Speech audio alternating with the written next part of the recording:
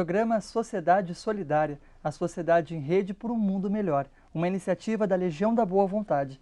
Na edição de hoje falamos sobre adoção. Infelizmente, muitas crianças ainda hoje no Brasil não têm o direito à convivência familiar e comunitária que é assegurado a elas cumprido.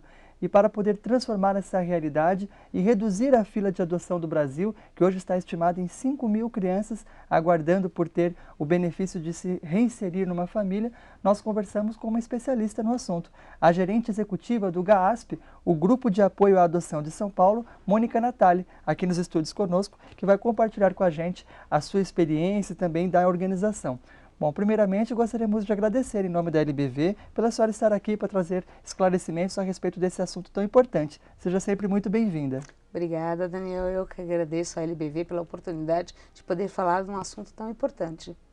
Bom, para começar, eu queria que a senhora explicasse para a gente a respeito da importância desse tema que a gente vai falar hoje, a questão da adoção, porque durante muito tempo houve no nosso país e no mundo, inclusive, a cultura daqueles grandes orfanatos, onde as crianças que eventualmente ficavam ali afastadas, dos seus pais, das suas famílias, elas eram criadas. Hoje em dia já há uma concepção diferente na forma de lidar com essas crianças que estão distantes, no caso dos seus pais, ou por uma questão judicial, ou mesmo por terem os perdido por algumas circunstâncias da vida.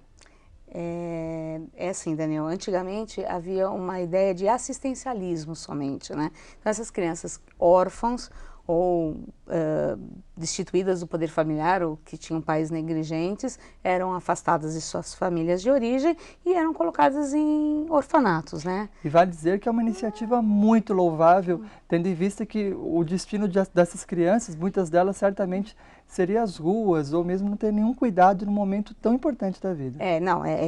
Era fundamental mesmo, né? Não se questiona isso. Mas com o passar do tempo, começou a se dar um outro olhar, não só ao assistencialismo, mas sim ao direito dessa criança conviver em família, né? Então eles começaram a perceber que não, olha, não bastava só a alimentação e o cobertor e o local. Essa criança precisava de uma família, ela precisava pertencer a uma família, né? E aí essa nova cultura da adoção começou a mudar no Brasil. E mais importante que isso é a forma de pensar, né? As adoções existiam antigamente para satisfazer o pretendente, né? A família. Eu não posso ter filhos ou por algum motivo eu não quis tê-los, então eu vou ter um filho. Então se procurava uma criança para aquela família. E hoje não é assim. Na realidade, essa nova cultura da adoção busca ativamente famílias para essas crianças que estão disponíveis para adoção. Bom, a gente tem uma realidade hoje, de estimativa, na verdade, de 5.000 crianças que estão aguardando por serem adotadas por uma família. Mas, ao mesmo tempo, a gente tem uma fila de pretendentes muito maior, né? Por que a gente não consegue resolver esse problema no Brasil? É um problema de matemática, né? Como é que pode ter 30.000 pretendentes e 5.000 crianças e mesmo assim a fila não andar? Praticamente, para cada criança que aspira pela adoção, temos 6 casais ou indivíduos ali. É isso mesmo. Mas é o perfil, né?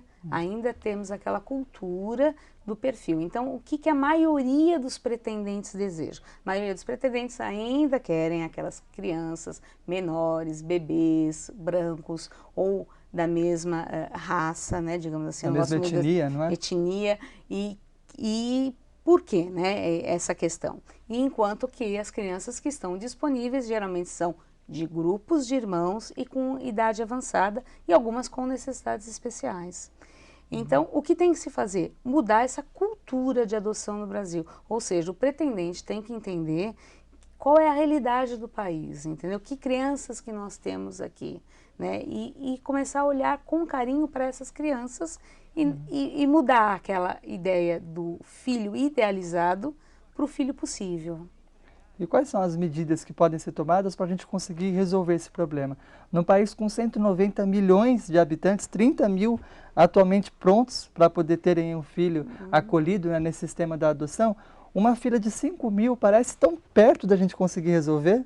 Mas tem que mudar muita coisa, principalmente para o perfil dessas 5.000 crianças, não é o perfil desejado por 80% dessas famílias, né, digamos assim. Então, o que precisa fazer? Primeiro, uma divulgação maior do que a adoção, entender o que significa adotar, entender o que significa um filho na sua vida, né? Isso é importante. Então a cultura da adoção ela tem que ser mudada sim, né? Com programas como esse, onde se discute, onde se fala dessas necessidades. Agora, como então trabalhar com os pais essa nova consciência, considerando que muitas vezes pode não ser um preconceito, assim, que pelo menos a família reconheça, mas até uma preocupação. Vamos dar um exemplo de uma adoção interracial, né? A família é de uma etnia, vai adotar a criança de uma outra etnia.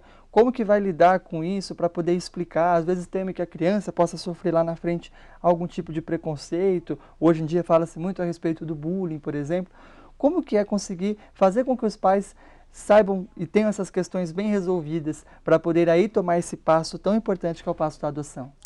O que a gente explica lá é que assim, não é feio ter preconceito, porque a ideia do preconceito é aquele conceito que a gente, é aquela situação que a gente tem antes de conhecer. Então todos nós temos preconceitos, a gente tem que saber reconhecer o preconceito e trabalhar o preconceito.